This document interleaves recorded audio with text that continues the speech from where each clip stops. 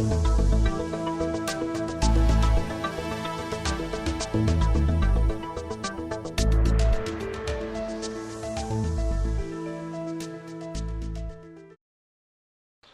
are going to bring up Mr. Brian Clark now. I've known two Brian Clarks in my life, and one of them is Copyblogger, and the other one is somebody who doesn't come to the shows anymore. But it looks like Brian Clark, the Copyblogger Brian Clark, is somebody who is doing some amazing things, has built an amazing website, an amazing litany of products that people enjoy.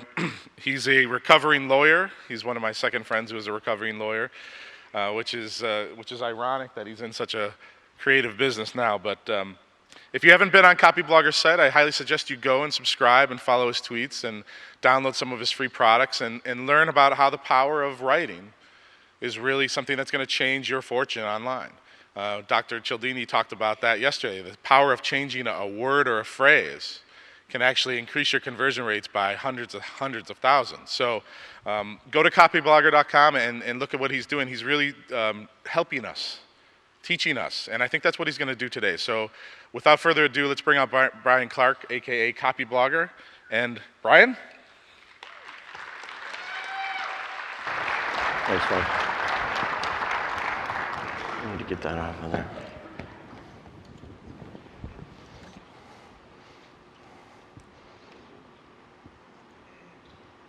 think your files are on the desktop here someplace. Hey everyone, give me a second to set this up. Just have a multimedia presentation for you, which is another way of saying I didn't memorize my speech. Thank you, Jim, for the introduction. More importantly, thank you, Missy and Sean, for allowing me to speak at the biggest ever affiliate summit so far. Congratulations, guys. And you know, here we are in the Penn and Teller Theater, and my first trick, I will attempt not to suck, because this is my first keynote presentation ever. So lucky you, you get a professional. And I've kind of known what I've wanted to talk about for, you know, as long as I've been invited to speak, but I wasn't exactly sure how I wanted to tie it in specifically to affiliate marketing. I've done a lot of affiliate marketing over the last 10 years. As Jim said, I also do a lot of development of our own products and services. So what I wanted to talk about is applicable to online marketing in general, but it's also very applicable to affiliate marketing specifically. And the other, I guess it was about a week ago on Twitter, Ray Hoffman, you may know her better as Sugar Ray. If you know her, you haven't forgotten her. Tweeted about the fact that she had written an article 2.5 years ago called The Affiliate Evolution, How to Survive the Affiliate Evolution. And that reminded me of that article because it's one of my favorite things that she's ever written. And I went back and looked at it, and sure enough, what she was saying in summer of 2007 was what I had been kind of ranting about for 1.5 years on Copyblogger.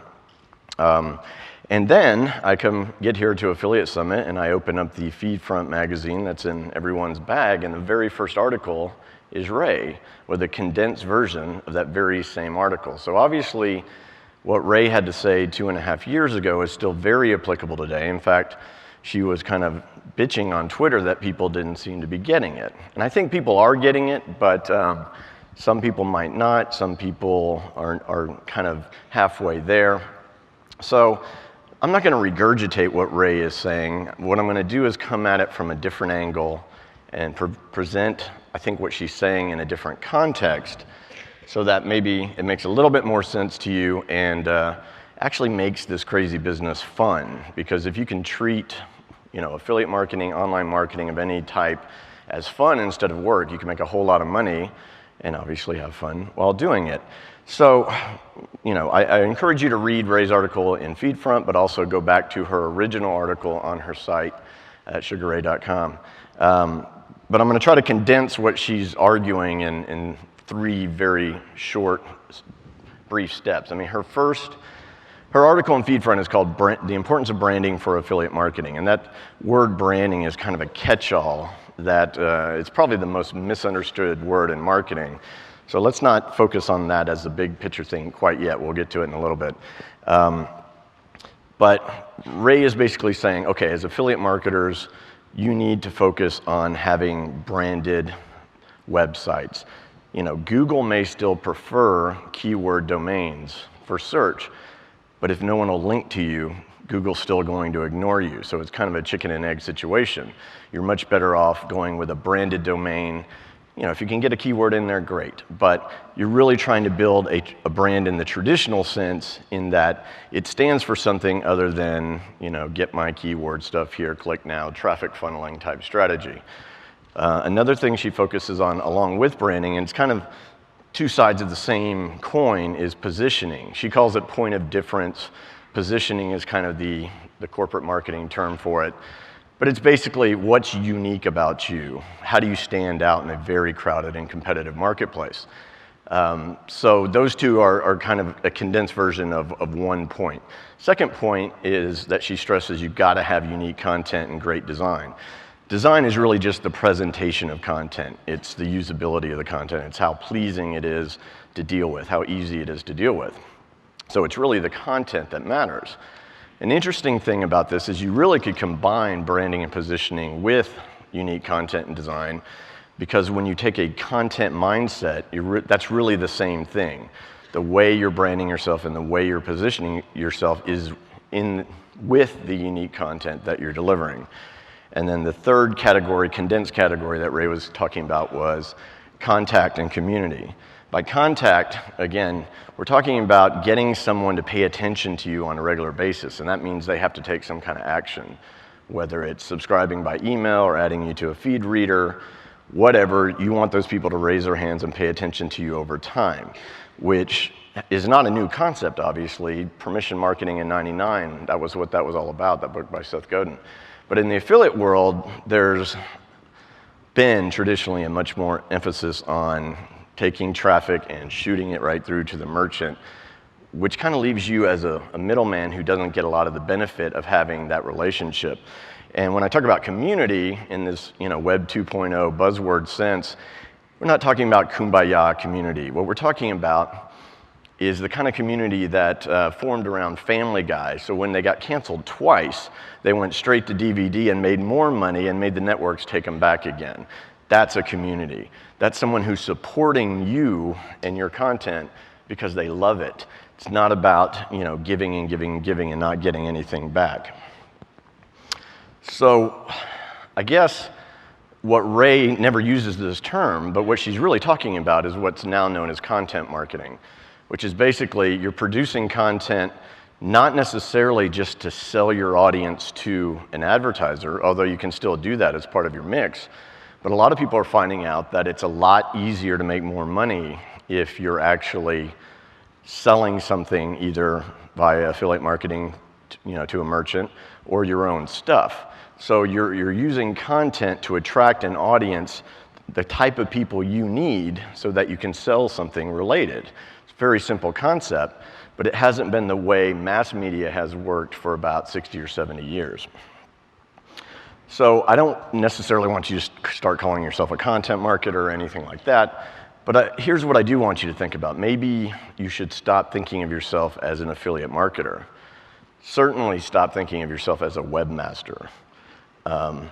And please don't ever call yourself a social media expert, unless you want people to gag. So, then what are you? What business are you really in? Well, from a mindset standpoint, I want you to realize that you're in the media business. You're a new media entrepreneur. And when you focus your mind in that way, you start to see how all this branding and positioning and all that kind of stuff is a lot simpler to understand. It may not be as simple to put into effect, but it's not so mysterious as all those kind of marketing buzzwords try to make it sound. Basically, in 2010, okay, so we've had about a decade of this whole blogging thing, and certainly thinking of yourself as a new media entrepreneur is cooler than calling yourself a blogger, right? And I think in the affiliate marketing world, it's been really easy to take shots at the bloggers. They create all this content, they make no money, and you guys, on the other hand, are very adept at making money. So it's kind of been easy to take shots there. But those guys and gals have been creating content for a long time. And now they've either quit or they said, I'm sick of not making money. So once you have that content rolling, you can figure out monetization. Now, if you are good at monetization, but you haven't started a content strategy, you may be in a little bit more trouble than those bloggers. And it's also really easy to kind of take shots at old media or mainstream media, but it's only because they haven't really figured out online yet. You know, they've had a lot of time, they have a lot of money, and they still can't seem to get it right. That's where the opportunity is. You know, I hear people say, well, I wish I would have started earlier, or it's late in the game. It's not late in the game. You know, if Hollywood had figured anything out, it might be late in the game, but they're clueless. New York's clueless. So there's still a lot of opportunities for you to come in with this media mindset and, you know, basically carve out your own little empire while things are still easier than they're going to be in the future. You know, so you can learn a lot of things from old media. I mean, last I checked, this movie Avatar, it's still in the theaters and it's got $1.6 billion. I mean, someone's doing something right. Network television is a mess, especially NBC, but cable television is putting out some of the best content that the medium's ever seen. Plus, the niche cable networks are, we'll talk about this in a little bit, but that's where a lot of affiliates should really be focusing and watching what they do on those niche networks, how they make watching food preparation all day into something exciting, you know, that people are really into. So, you know, the publishing world, it's totally doomed. Not because they don't understand content. They know that part. They just can't handle crossing over into digital. They can't figure out how it's going to work. Again, that's where the opportunity is for you guys. All of us, actually. So, basically, that's the mindset I want you to come away with, which is that I don't necessarily want you to focus on what old media does, although you can learn a lot from doing that. What I really want to do is take you back, way back, to what people who create so-called old media are really doing, because that's where you'll figure out that we have this tendency to focus on the new, right? The technology, it's changing so fast, everything's new. How can we keep up? Really, the fundamentals of a content or a media-based strategy where essentially the media is the marketing is based on really, really old stuff. And people who understand that don't get caught up in chasing the latest thing. They understand that the fundamentals are where they're going to win. And that's what I really want to shift into right now. So the first thing I want to talk to you about is going old school. Does anyone know how soap operas came to be?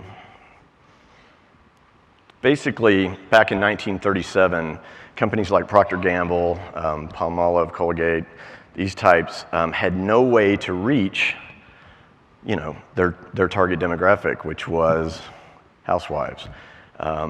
They just had no way to reach them. So what they did was they invented something based on content in order to reach that demographic. Beyond that, beyond just reaching them with a message, they came into their homes daily or every week in the form of episodic soap operas, basically, and that's how they got their name, because they were literally selling soap. Now, what's interesting about that is that the companies selling the products were actually the producers. There was not this middleman aspect that grew out of that, original forms of media. You know, television shows were originally, the next step was that they were just sponsored by a certain brand, what is now called branded entertainment, you know, because it would be too simple to just say sponsored by. But, you know, when you realize what they were doing, it's the same thing that we do with online content marketing. You create content in order to reach a certain type of person over time in order to sell them something related. So really, the whole concept of content marketing itself originated in 1937 with soap operas. If you want to look at it from that standpoint, that not even that is new. But, you know, you really need to go a lot farther back than 1937. I mean, you need to go back to the classics. Let's see if this works. Maybe not.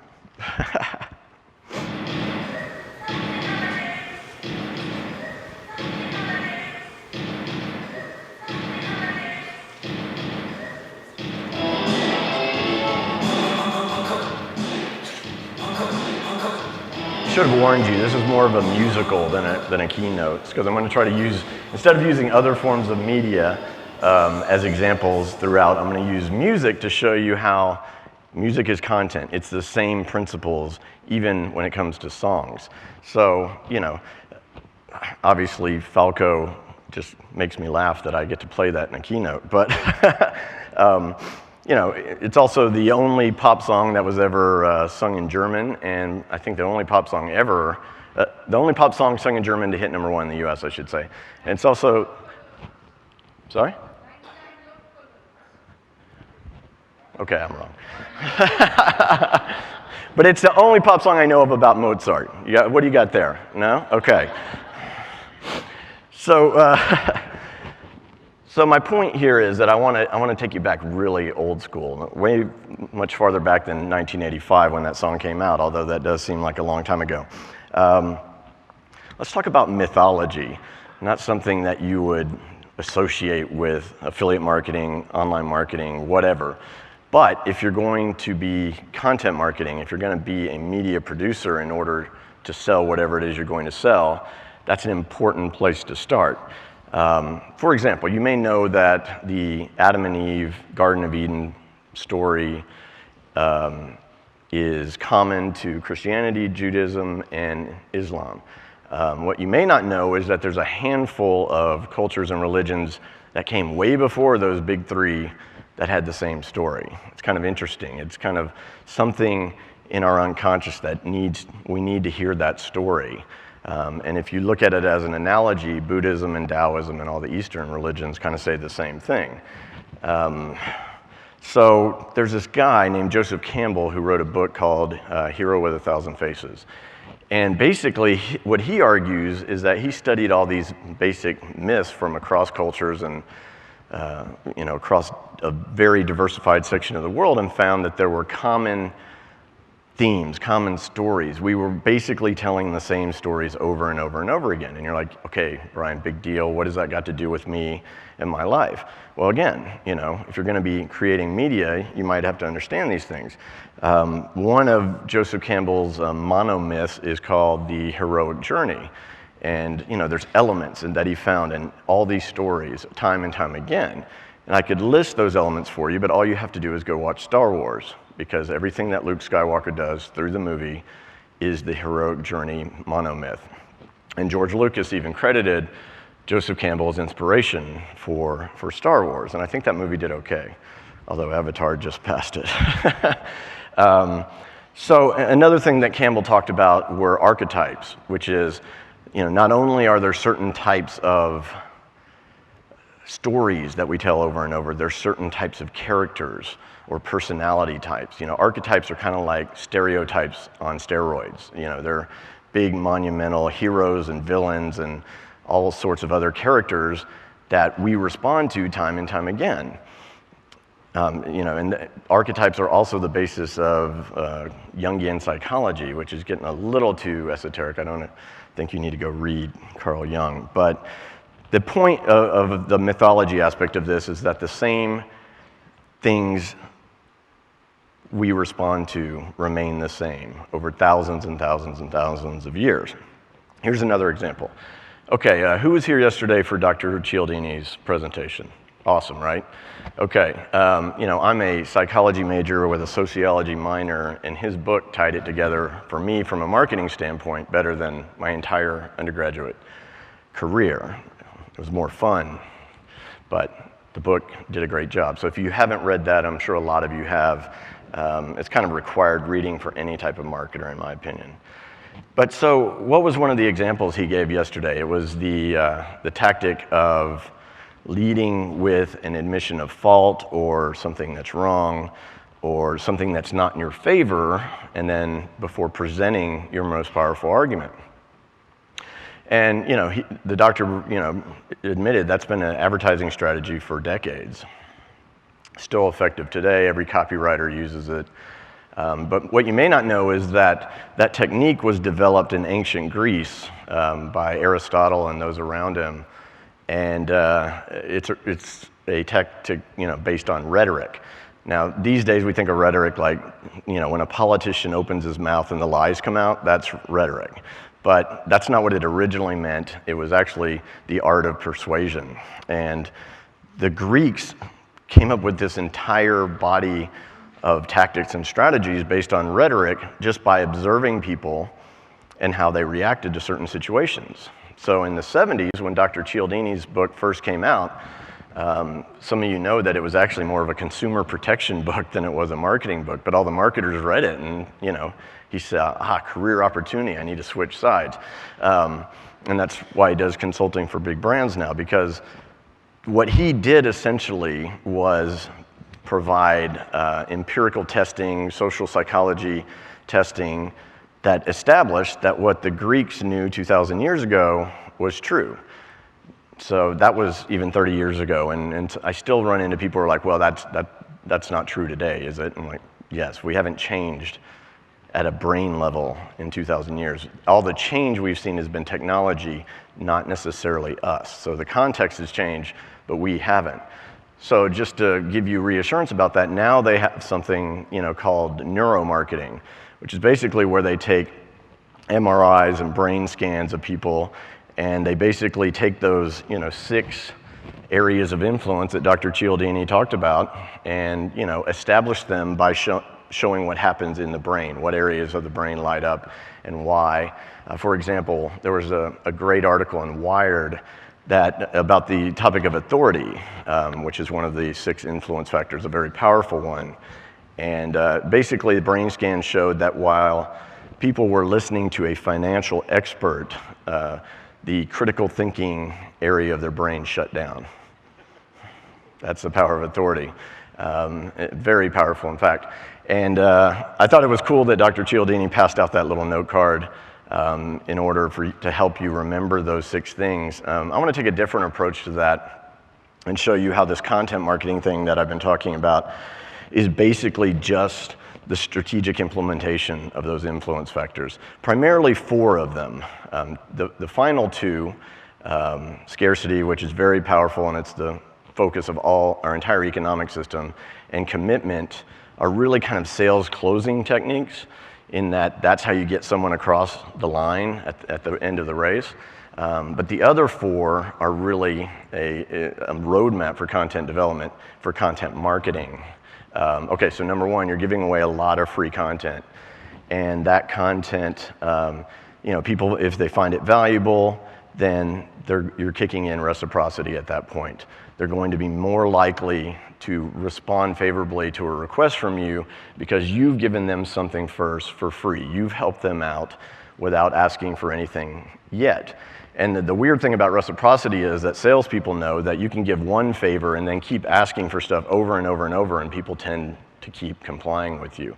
But with content, you're getting the reciprocity effect in motion, and you may not want to make an offer right away. What you may want to do first is ask people to share your content, because the whole, the web, the internet's always been social, but now that we have all these tools that make spreading content and sharing things with other people easier, it's really a very powerful force, and that's why content is so powerful in this day and age.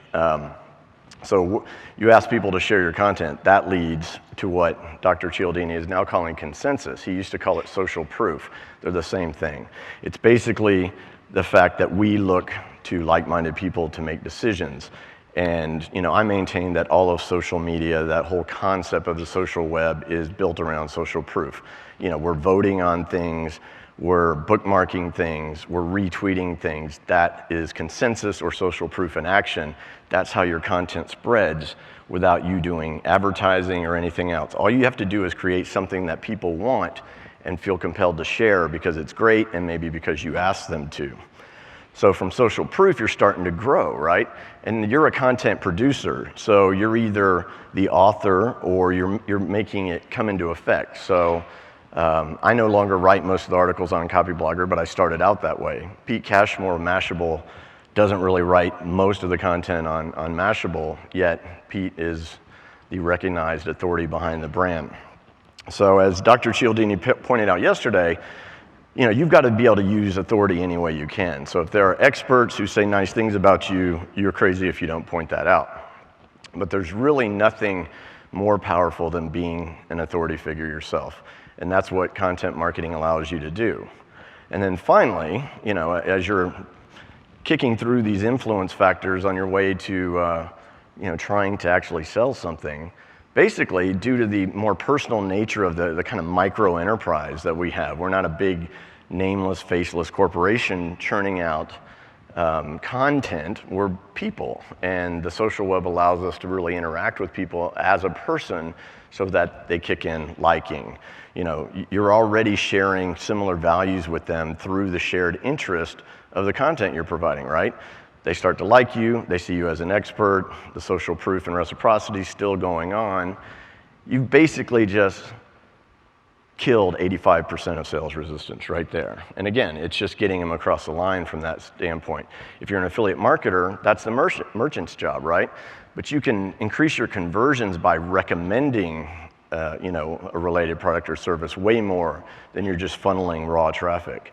And as it gets harder and harder to get that kind of traffic, whether it be pay-per-click or whatever, the easy days of pay-per-click are over. I know there are a lot of people who can still make money with pay-per-click, but at the end of the day, if you stop paying Google, what do you have? You maybe have some landing pages, you don't have a media asset that's defensible. Either, again, if Google drops you from search, you should have subscribers. If you stop paying Google for pay-per-click, you again should have search engine traffic or direct subscriber traffic. Okay, so hopefully, as far as content marketing goes and what we're talking about here, that's how those elements of influence come into play. It's also, again, with the scarcity and commitment and the last mile that the merchant has to provide for an affiliate marketer, that's another reason to choose your merchants very carefully. Make sure that they have optimized landing pages, they know what they're doing, because you're kind of wasting a lot of goodwill. You'll probably make more money just because you recommended it, even though they're doing a bad job of closing the deal. But all in all, you want to maximize that by choosing merchants that understand how to close the deal. Okay, so I've talked about mythology and rhetoric and all these ancient kind of things, and really what I'm trying to get at is what those two things are really about. I mean, a myth is just a story. We associate it these days with a false story, like an urban myth, but that's not what it originally meant. It's just storytelling. One of the most effective rhetoric, marketing, copywriting, whatever strategies is storytelling, because when you tell someone a story, a strategic story, you basically allow them to draw the conclusion that you want on their own. And we don't tend to argue with our own conclusions. So it's a very subtle and effective form of influence that you can really apply all of those different strategies wrapped up within telling a good story. And the interesting thing here is I want to come back to branding, in that branding is a very confusing term. Some people think it's your logo design. I mean, it's really everything. It's the story you're telling the world or trying to tell the world, but you can't really control it. People talk about maintaining brand image or controlling brand image. You can't really control it because it's the story that the people out there are telling themselves. It's what they want to hear about you. And hopefully, it's the story they're telling their friends. The worst thing in the world is for nobody to be talking about you at all. Even if they're saying bad things, at least you have feedback. You know what you're doing wrong. If they're saying good things, you're doing great. If they're saying nothing at all, you're just lost. You don't know what to do. And the entire concept of modern branding dates back to a guy named David Ogilvy, who used to focus his advertisements on something called story appeal. So he'd have this interesting photograph, like a guy in an eye patch. And then he'd have a headline that kind of gives you a clue about the guy in the eye patch. And then he's got a story beneath that's really selling you a brand of dress shirt. He's not selling it on the features and benefits of the shirt. He's creating a mystique and an identification through a story about a guy with an eye patch who doesn't really exist. So that's a way that storytelling in a specific context of an ad is about the brand image of, in that case, Hathaway shirts. But really, you're telling a story no matter what if you're out there online marketing. It's just whether or not you're telling a story that's good. I mean, are you doing a good job of it? Are you telling people a story they want to hear? So let's go back to earlier I talked about the Food Network and how it's amazing that basically they took this concept of the how-to cooking show, you know, Julia Childs type stuff way back, and turned it into an entire network. If you pay close attention, you'll see that they're taking all sorts of these elements of drama, you know, and storytelling and incorporating it into something that you wouldn't think it would necessarily equate to. This whole Iron Chef thing, and you know, the competitions, and then the personalities that they build all these different cooking shows around. It amazes me that my wife thinks Alton Brown is a rock star. I mean, come on. But think about it though, you know, because within a smaller group of people, Gary Vaynerchuk and Chris Brogan are rock stars. So that's the power of this niche media kind of thing. I mean, you don't have to be a rock star to the whole world. You just have to be a rock star to a group of fans. So again, it's not about traffic, and it's not just about audience. It's about creating fans around this body of work that you're creating. Okay, so, yeah, I'm done with that. Okay, so let's get into the next phase of this, and this is where I get to play you more music as examples of, you know, it seems weird to try to use. Anyone heard this song before?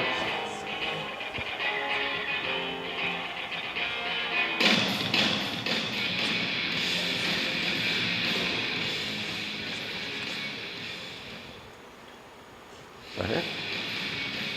It fades out on its own, don't worry.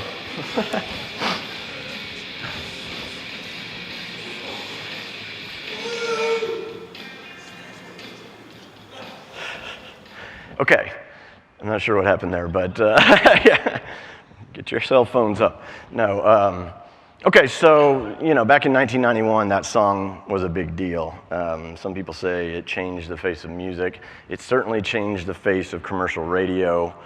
You know, that song that, you know, back at that time, I knew about Nirvana, but I certainly didn't expect to hear them on the radio. And they basically knocked all the hair bands like Warrant and all that completely off the music charts. So why? Okay, so basically the guys in Nirvana took two of their main influences based on when they were born as early Generation X guys, and they put them together. Basically, they took the hard rock of the early 70s and mixed it with the punk rock of the late 70s and came up with a creative new approach that wasn't new in the sense that it didn't come out of thin air, but nothing comes out of thin air. Almost everything about creativity is an intersection or seeing an association between two things. So it may not be fundamentally new, but the context is so new, it feels new. So, okay, that's an example of positioning, okay? It makes it real simple when you look at the fact that Nirvana positioned themselves differently in a way that was unique, which is what you hear all the time, gotta be unique and remarkable, by simply taking their two childhood influences and putting them together into a new form of music that became known as grunge. So that's kind of like macro positioning, the overall approach to your content. All of Nirvana's music was basically influenced by that association. And then you want to get down to a more micro level. Okay, so Kurt Cobain, contrary to the image he tried to portray after they became huge, you know, he stated that they really were trying to become rock stars. Of course, he denied that, you know, to his death. But there's a documentary called About a Son, and he basically says, yeah, we wanted to be rock stars, and the reason why we got more attention than the other bands is because our songs have hooks. You know, hooks are elements of songs that get stuck in your mind. And I know everyone's familiar with this. Someone mentions a song or plays a part of a song, and you can't get that aspect of the song out of your head. Sometimes it's annoying, sometimes it's great. So hooks are content level positioning. In essence, you know, you have your global approach to the content that you're producing, and then you have in each piece of content some kind of hook or angle that makes it memorable, unique, worth paying attention to. Obviously, it's a battle for attention out there. So, the whole concept of hook goes across media forms, of content forms, Obviously, in songs, you talk about, songwriters will talk about, where's the hook? In novels and screenplays, they talk about what's the hook, what's the angle of the story. To give you an example of how you would pitch a hook to a film producer, Speed, which was, starred master thespian Keanu Reeves, was pitched as Die Hard on a Bus. Okay, so they took something that already exists and related it into a new context. That's content level positioning. So when you think about it that way, I hope it's very simple. It's not complicated at all. Now, it's maybe hard to pull off, but at least you have an understanding of what you're trying to do. You hear also about, obviously, SEOs, web publishers talk about link bait, right? It has a bad connotation because it sounds like you're trying to bait someone with controversy, and some unimaginative people do that. But really, it's the same concept. What's the hook? What's unique? What's the angle that's going to get people to pay attention to you and hopefully talk about you? Okay, I got another song for you, very different from the last one.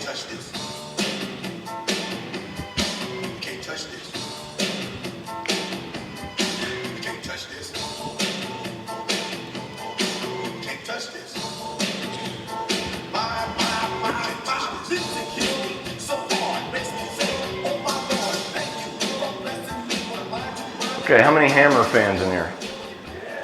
Ah, more than I thought. All right. Okay, so again, this is another example of an association to create a hook that did wonders for Mr. Hammer. Basically, sampling had been around throughout the 80s. Hip hop and rap were growing in popularity. I was listening to rap in '85, but I was definitely in the minority of little suburban white kids. That hadn't really happened yet. But in 1990, Hammer said, I think I can take this mainstream by combining the familiar with this new form of expression called rap. So, he didn't just sample Super Freak from Rick James. Rick James is a co-writer of the song. He took so much of the song. But he knew what he was doing, because the combination of that familiar groove and the catchphrase of "you can't touch this," combined with the rap genre, it created something new and exciting that really resonated with people. Now you add in some gold lame Aladdin pants and a crab dance, and you've got a sensation on your hands. For those of you who aren't Hammer fans, you can't argue with the fact that on the strength of that song, he sold 10 million albums.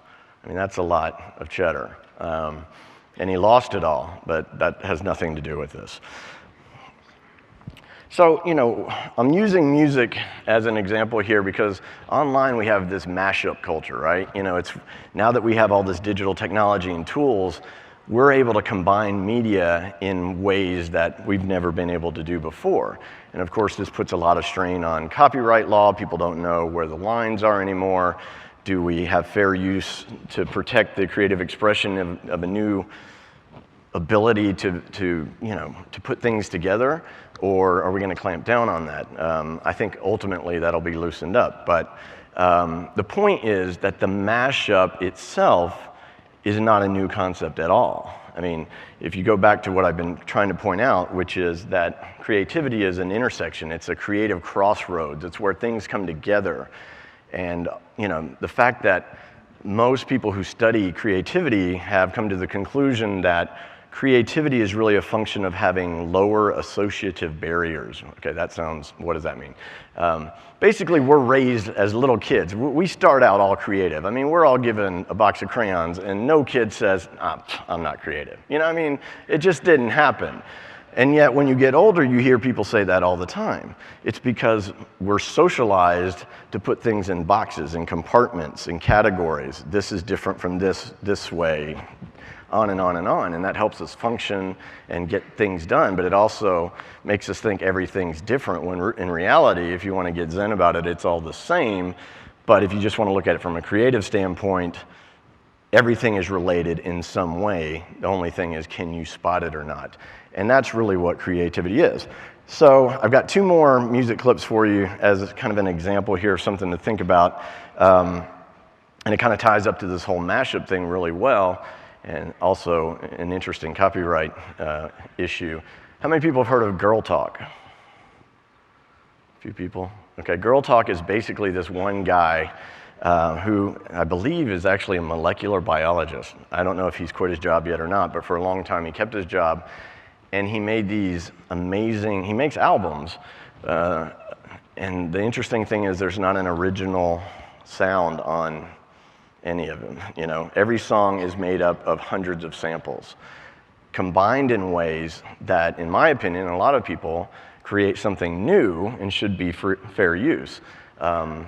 What's really interesting is he's gotten away with doing this for 2 full albums, and no record company has sued him yet. Now, there's 2 theories on that.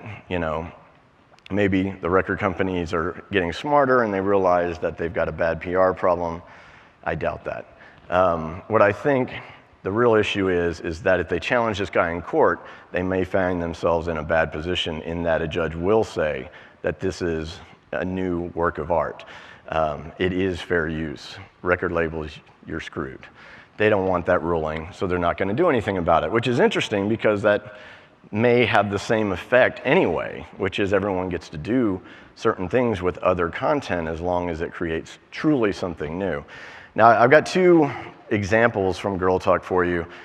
They don't do a good job of showing the range of all the different source musics throughout an entire song, so they're really just snippets, but I picked them because they're interesting in that, you know, you just wouldn't think that these 2 things go together. Like Metallica's One combined with Little Mama's Lip Gloss. I keep turning down my music, man.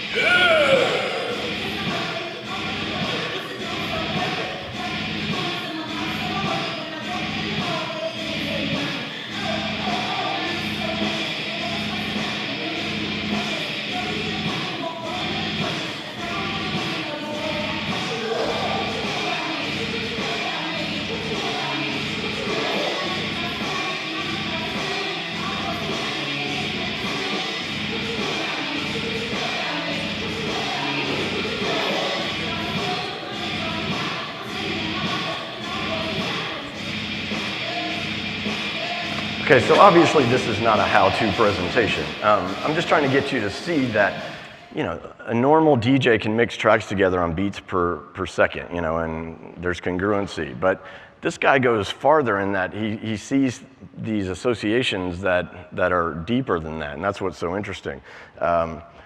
Here's another improbable one. How about D-Light, Salt and Pepper, and Nirvana?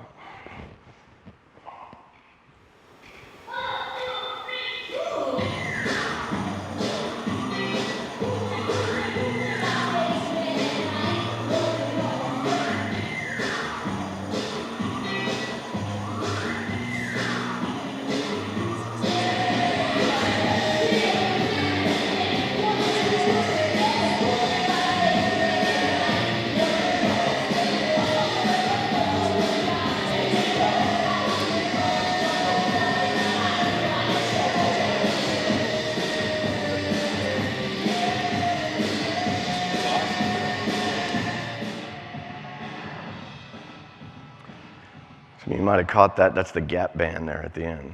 So just a little geeky tidbit for you.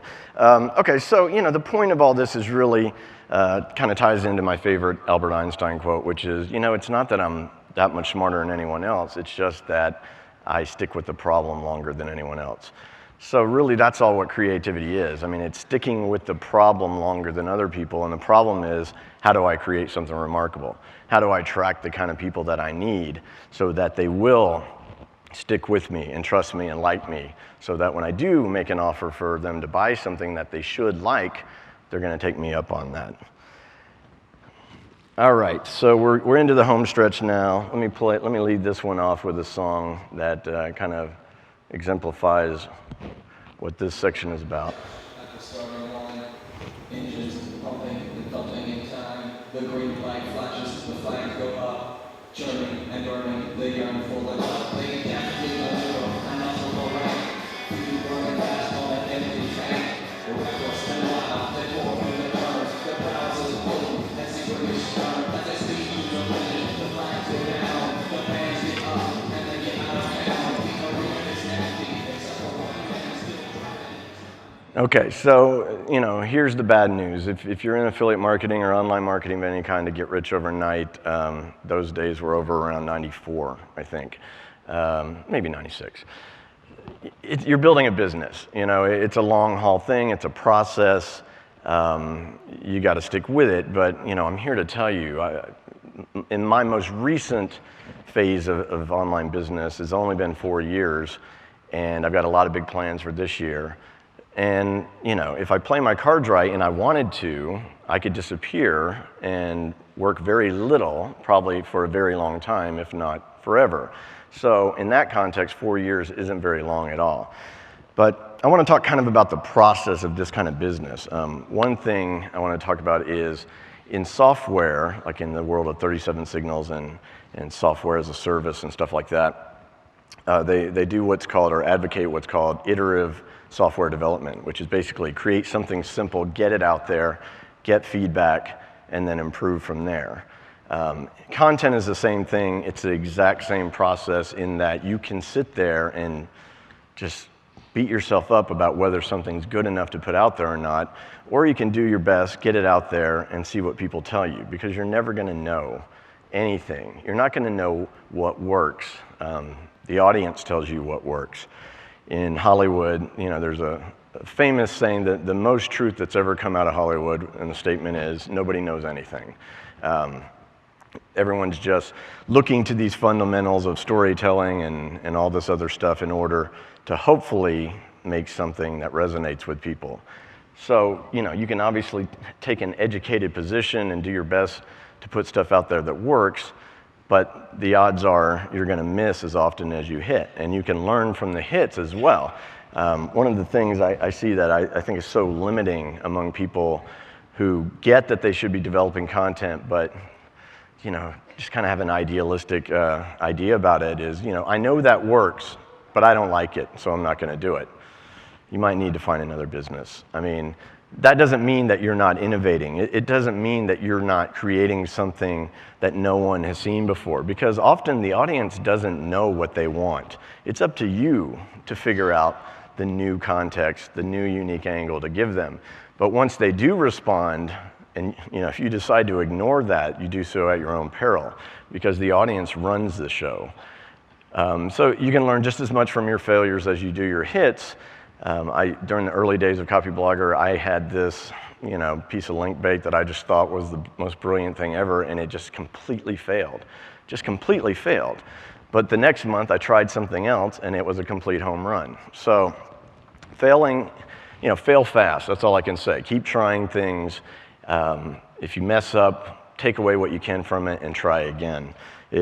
Even the process of developing content itself from a marketing standpoint is really, it's an ongoing thing that you get a lot better at it too. You start figuring out your audience, and then it becomes fun and easy.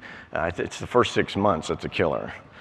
And just remember that, unlike other affiliate marketing strategies like pay-per-click or something like that, you're building a media asset. I mean, when things get rough, just realize that in the eyes of Google and everyone else, the longer you keep going, the more valuable you are, the more bedrock you become into the fabric of the online world. And that works with people as well as search engines. So keep that in mind, that you're in this game to build media assets, not just to make quick money or just money at all. It's a long-term strategy. And again, that could be a few years, or it could be a decade. So as affiliate marketers, okay, you're in this position, and you're really blessed in that, okay, you do all this hard work to create an audience and to build trust and authority with them, and then you get to try to promote things and see what happens. So, the mindset again is, I'm going to promote an affiliate offer because I need to make money. I'm not in this for my health. I have a family. This is a business. But the side benefit of that is you get to see what people want to buy, and that's very valuable information. Now, all affiliates get that kind of feedback, right? And that's basically what you base all your efforts on. Like, what merchant am I going to promote over another one? What do I need to tweak, et cetera? In this model, though, you have a relationship with both buyers and prospects that you don't have if you're just funneling traffic. That means you get several shots at selling your audience something. They may not bite on one offer, they may bite on something else. The other thing is you get to sell people things over and over again. One thing you'll find when you have your own products and services is that there tend to be people who buy everything you put out, while other people tend to only gravitate to certain offers. But so as affiliates, you're getting all this incredible market research by seeing what people actually buy. And, what I'd like to tell you is don't stop there. You can make a ton of money as an affiliate. Outside of her agency, Sugar Ray, her whole business is based around affiliate marketing, and trust me, it's a good business. But, I've taken the next step in that I took information that I learned over the years about what people will buy, and then I create something that is an educated guess that they're also going to buy. And that's pretty cool because that's not taking you away from affiliate marketing, that's turning you into a merchant. And like I said, I've made some good money, I made good money last year from affiliate earnings, but it was dwarfed by what we made from our own products and our own affiliate programs. So, it's not for everyone, I guess, but if you want to keep growing and take the process to its logical conclusion, go from affiliate to merchant and build your own program, and everything you've learned up to that date definitely doesn't go to waste. So anyway, that's the gist of what I wanted to say to you guys today. Hope it didn't suck too bad. And the music thing was fun for me. I hope you liked it. Obviously, there's one band that if I didn't play, I would be in a lot of trouble with certain founders of this conference. So I'm going to close with some aging Australian rockers. You know them as AC/DC. Just remember that, it's still early. There's a lot of opportunity out there. It's time for you guys to work your asses off and run right now, because you've got an advantage that may end up closing. The window may be closing, so take it for granted. Don't take it for granted, and just, get ready to rock this year in 2010. Missy, you want to come up here for your band? Sean, where's Sean?